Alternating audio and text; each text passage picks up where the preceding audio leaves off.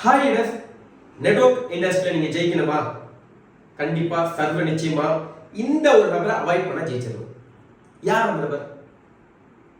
ஒன்றும் இல்லைங்க, அடுத்தவங்களை பற்றி உங்ககிட்ட குறை பேசக்கூடிய நபர்கள், அடுத்தவங்களை பற்றி தப்பா பேசக்கூடிய நபர்கள், அடுத்தவங்களை பற்றி பின்னாடி பேசக்கூடிய நபர்கள், இவங்க கிட்ட நீங்க பழக்க வழக்கம் வச்சுக்காதீங்க. ஏன்னா இதுக்கு முன்னாடி நான் அப்படிதான் இருந்தேன். என் வாழ்க்கையில எந்த மாற்றமும் வரல. எனக்கு யாரெல்லாம் நல்லது பண்றாங்களோ அவங்க வந்து எனக்கு தப்பா சொல்லுவாங்க. அதுக்கு முன்னாடி அவங்கள பார்த்த பார்வை வேற, அதுக்கப்புறம் நான் அவங்கள பார்க்க பார்வை வேற, அதுக்கப்புறம் எனக்கு கிடைக்கக்கூடிய எந்த ஹெல்ப்பும் கிடைக்காது. இதை நான் எப்படி மாத்துறேன் அப்படின்ற விஷயம் நான் சொல்லிட்டேன். ஃபர்ஸ்ட் புரிதல் எனக்கு வந்துச்சு. என்ன புரிதல்? நம்ம சின்ன வயசுல இருந்து நல்ல சாப்பாடா சாப்பிட்டுருப்போம், ஆனா நமக்கு ரியாக்ஷன் கம்மியா தான் இருக்கும். ஆனா இவ்வளவு விஷம் சாப்பிடுவோம், உடனே இறந்துருவோம். அப்ப நெகட்டிவிட்டிக்கு பவர், கில்லிங் பவர் அதிகம். அதே மாதிரிதான் ஒருத்தர் போய் நம்ம நல்லதா செஞ்சிருப்பாரு அவரு, ஆனா அவர் ஏதோ ஒரு சின்ன ஒரு கெட்டதை செஞ்சிருப்பாரு. அதை நம்ம கிட்ட சொல்லி அவரை அழிச்சு, அவர் கெட்டதா அவருக்கு தெரிஞ்சிருக்காது, இவருக்கு அது பட்டுக்கும், நமக்கு பட்டுக்காது. அவரோட பார்வை வேற, நம்மளோட பார்வை வேற. அப்ப இந்த மாதிரி பீப்புள் நம்ம என்ன பண்ணுவாங்க?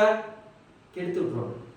நான் அடிக்கடி சொல்றேன், நம்ம ரொம்ப ஆரோக்கியமா இருந்திருப்போம், நடந்து போயிட்டு இருப்போம், ஜஸ்ட் ஒரு செகண்ட் கவன குறைவு நம்ம காலில் அடிபட்டுரும். ஆனா அதை நம்ம சரி பண்றதுக்கு எல்லா வீட்லயும் பத்தியமா இருந்தாதான் 3 to 4 மாசம் ஆகும். அதே மாதிரிதான் அடிபடுறதுக்கு பிராஷனா செகண்ட், ரெடி பண்றதுக்கு.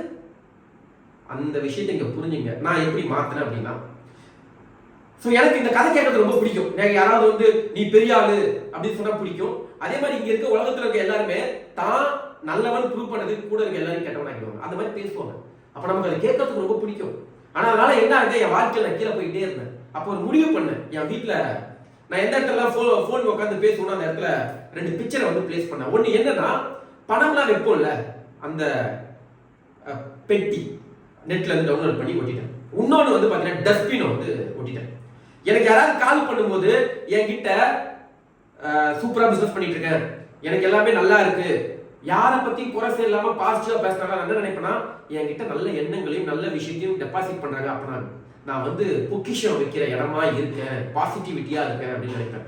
என்கிட்ட வந்து பின்னாடி பேசுறவங்க, பொருளி பேசுறவங்க, குறை பேசுறவங்க பேசும்போது என்ன நினைப்பேன்னா, அவங்க என்ன டஸ்ட்பினா நினைக்கிறதுனால தான் குப்பையை என்ன கொட்டுறாங்க, நான் டஸ்ட்பின் கிடையாதுன்னு சொல்லி அவங்கள மாதிரி பீப்புள் அவாய்ட் பண்ணேன்.